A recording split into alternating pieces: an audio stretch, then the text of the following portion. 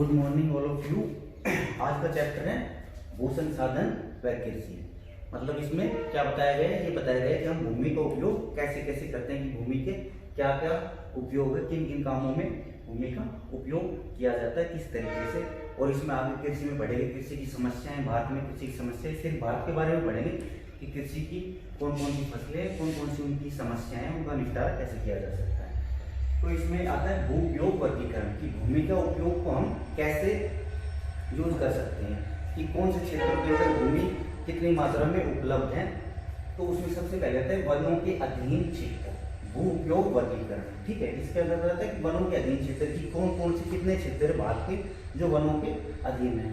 ये क्षेत्र वनों के अधीन होते हैं। सरकार द्वारा वन क्षेत्रों का सीमांकन इस प्रकार किया जाता है कि वे वन क्षेत्रों को विकसित कर सके, वहां पर पेड़ लगा सके। जैसे कि हिमालय के क्षेत्र हो गए, भारत का तराई प्रदेश हो गया, वे जो वन क्षेत्र है वही सरकार के अधीन होते हैं और वो उनकी देखरेख भी करते हैं। ठीक है, दूसरा हो गया गैर कृषि कार्य भूमि, कि जो कृषि कार्य में यूज नहीं होती वह भूमि किन किन कामों के यूज में आती है, या कृषि के लिए इस भूमि का उपयोग नहीं होता है। इस वर्ग की भूमि का उपयोग सड़कों, नगरों, उद्योग धंधों, दुकानों के लिए होता है।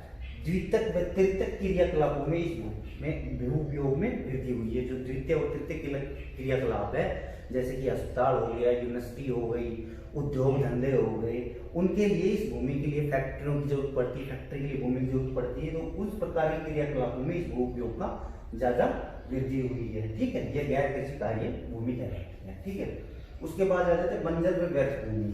बंजर और व्यर्थ भूमि ऐसी भूमि जिसके अंदर कोई भी फसल पैदा नहीं की जा सकती। ठीक है, ऐसी भूमि में कोई भी प्रौद्योगिकी द्वारा उपयोगी नहीं बना सकते। मतलब ऐसी भूमि जो कि किसी भी टेक्नोलॉजी के द्वारा इसको उपयोग में हम नहीं बना सकते कि इसमें किसी कार्य किया जाए। जैसे कि अपना रेगिस्तान हो गया राजस्थान का, वो ऐसी भूमि वहां पर रेत ही रेत है, कोई पानी नहीं है, तो उसको किसी भी तरीके से हम उपयोग में नहीं बना सकते। मरुस्थल हो गया कोई भी। ठीक है, बंजर पहाड़ी प्रदेश हो गए, बंजर पहाड़ी प्रदेशों में पठारी भूमि जो जिसको मतलब खुदाई नहीं कर सकती, हल नहीं चला सकते, तो ऐसी भूमि क्या कहलाती, बंजर और व्यर्थ भूमि। ठीक है, उसके बाद आता है स्थायी चारागाह क्षेत्र। ये वे क्षेत्र होते हैं जहाँ पर अपने पशुपालन या चारागाह क्षेत्र, तुम जानते हो पहले भी पढ़ा था कि पशु वगैरह को स्थायी जगह पर, एक निश्चित जगह पर चराने के लिए ले जाते हैं। ठीक है, इस प्रकार के क्षेत्र की ज्यादातर भूमि की ग्राम पंचायत को स्वामित्व होता है। ग्राम पंचायत या सरकार का इस प्रकार के क्षेत्रों में अधिकार, मालिकाना अधिकार होता है। ठीक है, इसके छोटे भाग में किसी निजी स्वामित्व का भी अधिकार हो सकता है। जैसे किसी छोटे से भाग में निजी लोगों के भी अपने चारागाह क्षेत्र हो सकते हैं, लेकिन ज्यादातर ग्राम पंचायत और राज्य सरकार का इसके ऊपर अधिकार होता है। ठीक है,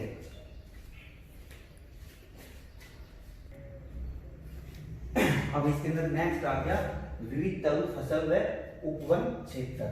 मतलब विविध तरुण फसल क्या होती है, कि वैसी फसल जिसमें उद्यान, बाग, बगीचे लगाए जाते हैं। इसमें वह भूमि शामिल की जाती है जिस पर उद्यान में फल लगाकर वृक्ष उगाए जाते हैं।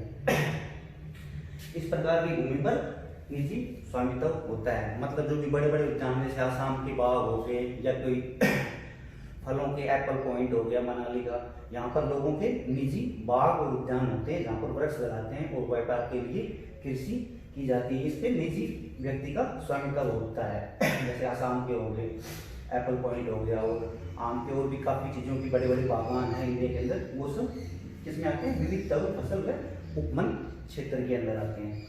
इसके बाद आता है कृषि योग्य व्यर्थ भूमि। इसमें ऐसी भूमि को शामिल किया गया कृषि योग्य व्यर्थ भूमि, कि यह भूमि उपयोगी तो है, लेकिन कुछ वह भूमि जो पिछले 5 वर्षों से ज्यादा समय से कृषि रहित रही है। मतलब उसमें 5 वर्ष या उससे ज्यादा समय से कृषि नहीं होती, ऐसी भी भूमि भारत में कई जगह पाई जाती है। लेकिन इसको टेक्नोलॉजी और खाद वगैरह का उपयोग करके इस भूमि को कृषि योग्य बनाया जा सकता है। ठीक है, तो यह भूमि कैसे आ गई, कृषि योग्य व्यर्थ भूमि। कृषि योग्य तो है लेकिन वैसे व्यर्थ पड़ी हुई है। ठीक है, अब आ गया वर्तमान प्रतिभूमि।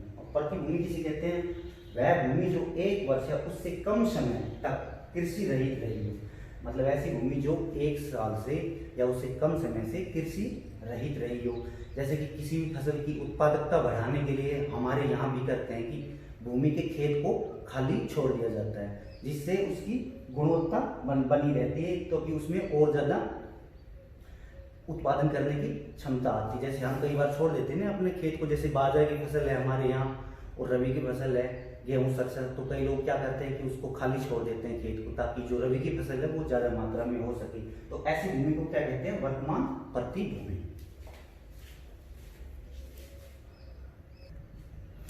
इसमें आ गए नेक्स्ट पुरातत्व परती भूमि। ठीक, यह भी कृषि कार्य के लिए उपयोगी होती है। यह भूमि भी जो 1 वर्ष से ज्यादा लेकिन 5 वर्ष से कम समय तक कृषि रहित रहती है, तो ऐसी जो भूमि है उसको पुरातन परती भूमि बोला जाता है। ठीक है, अब इसमें लास्ट आ गया तुम्हारा क्या है? निकल बोया क्षेत्र।